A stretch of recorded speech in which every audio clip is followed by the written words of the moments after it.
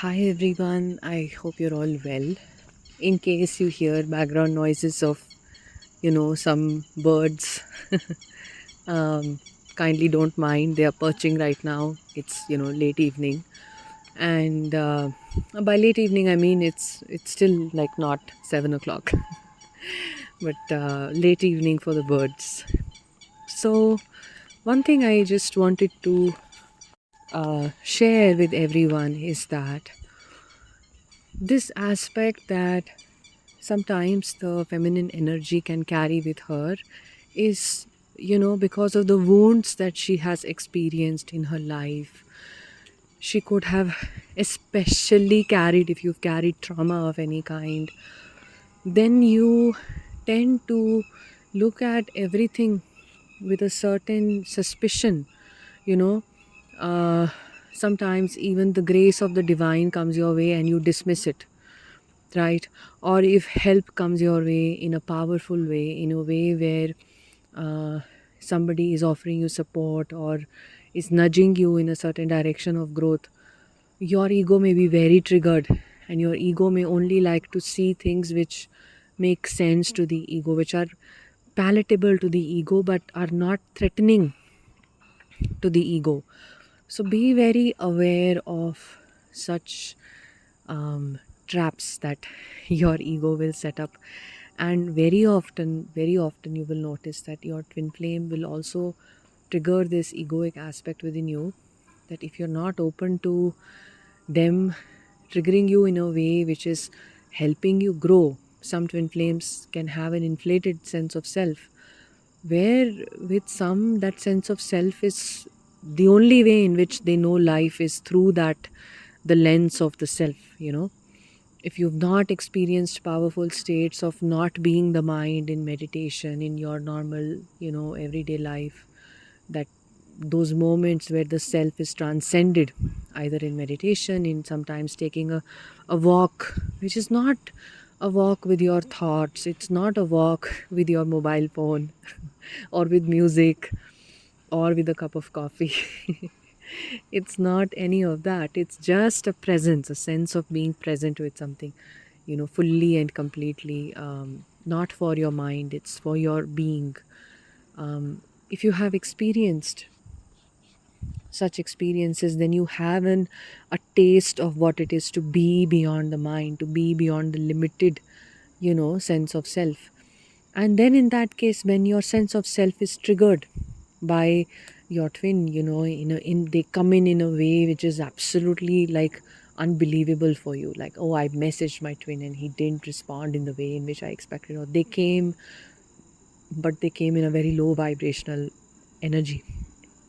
If I'm not willing to learn the lesson from it, because my twin is here to teach me only, the only purpose of my twin meeting me is my spiritual ascension of the one soul that we are, the feminine and the masculine together. That is the purpose.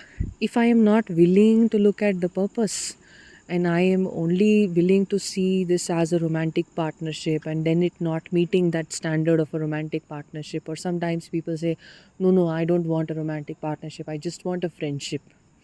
So if your twin will not even meet those requirements, when you are in that egoic way of approaching the journey, so then in that case it gets very triggering. And many are not able to understand the purpose of your twin showing up in that way or not showing up in that way. And sometimes, another sense of the inflated egoic self, like the divine himself or herself, can appear in front of you and you don't want to accept. You think that the divine should come in a palatable way for you, in a way which is acceptable to your ego. A realized master could be talking, and you could still think that the realized master is not talking the way I expect, the way I have been educated, the way I have understood life and conversations to be good. And only in this way they should happen. And if the master doesn't talk that way, then he's not a master. Your ego mind here again, playing these horrendous tricks on you.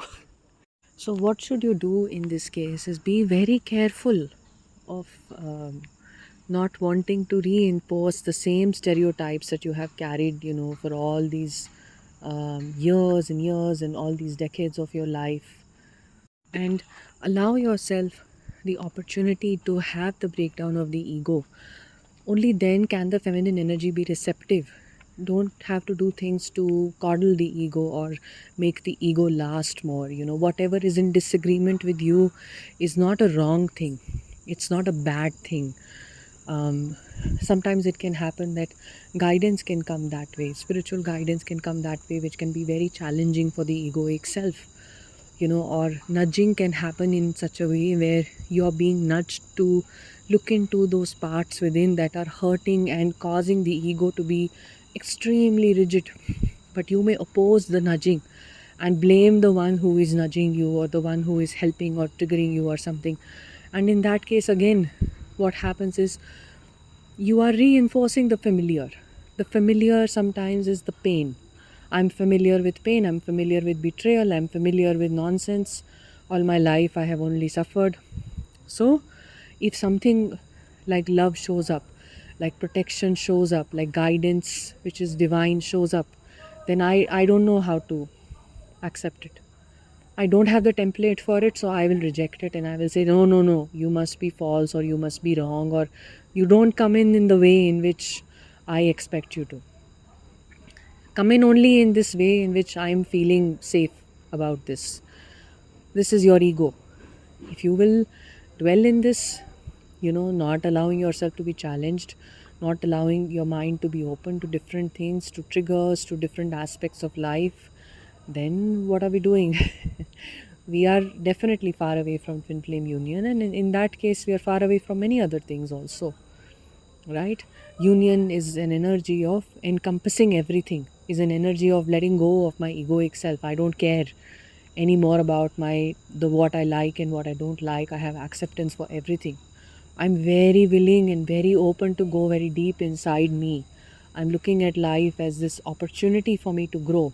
All the challenges that show up in my life give me a grand opportunity to rise.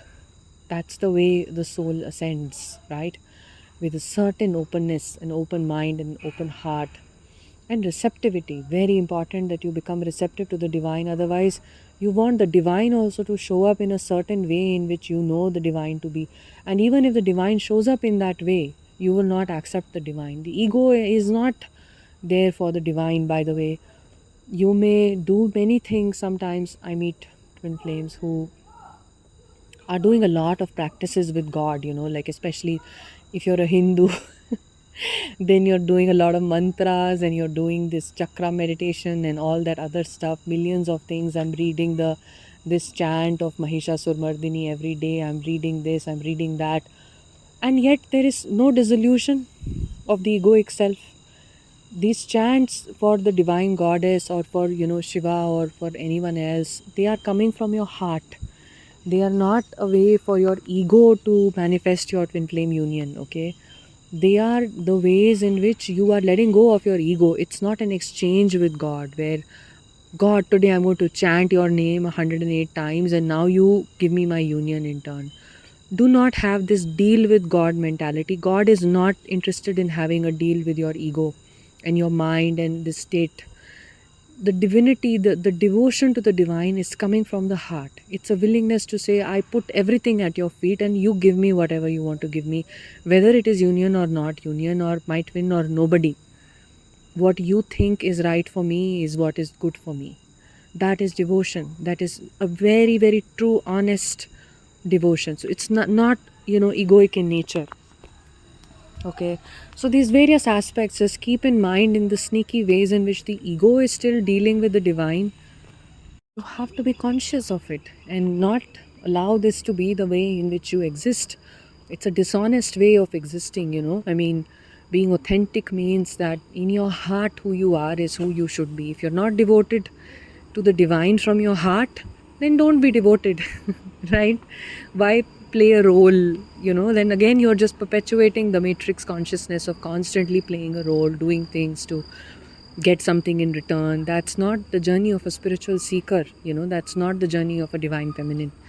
So these things, just remember, your twin comes in a very divine way for you comes in a soul aspect for you. So the triggers of your twin are the triggers to heal you, to release the old. They are not for you to judge and dismiss your twin and give them this negative feedback and say they are very low vibrational divine masculine. No, they are not going to be any higher than you. As you are in your energy is how they are in their energy. The other aspect is sometimes we don't want to look at ourselves. The other aspect is this aspect of when the right wisdom or beautiful support comes your way, divine is guiding you, divine is giving you abundance, divine is giving you opportunities, is encouraging you to connect with you know uh, ascended masters, with realized beings. When you have those opportunities coming your way, don't judge them from a limited point of view of your egoic self, that this doesn't work with my ego, because realized masters and gurus will trigger your ego. They will not be very palatable and easy. It's not easy, they are not there to coddle you or to come into some your fit into your narratives of what is good and what is not good. So sometimes, because of a very politicized world that we live in, we look at everything from a polarized perspective. Leave your polarization aside, and your left and right political values don't ply in the spiritual world. So don't look at anything with judgment. And the other aspect is, when you are having a connection, whether it is with your twin or with the divine, it's not that I want something, I want something, I want something, oh, my desires should come true. Very matrix way, very religious way of looking at life, not the spiritual way of looking at life. That's a clear distinction between religion. Sometimes is all about, having deals and, no, I'm going to do this and I'm going to get that. No, it's not like that. It's your from your heart things should flow, right? So this is all I wanted to speak about. Just keeping in mind how these three sneaky ways in which your ego comes in. And if you wish to work one on one with me, click on the first link in the description box. You can see the types of sessions that I offer. You see the pricing, see everything that I offer there, and then email me to book a session at a mutually convenient date and time. And I'm available after the 3rd of January. And you can also subscribe to my Patreon page, which is the second link in the description box.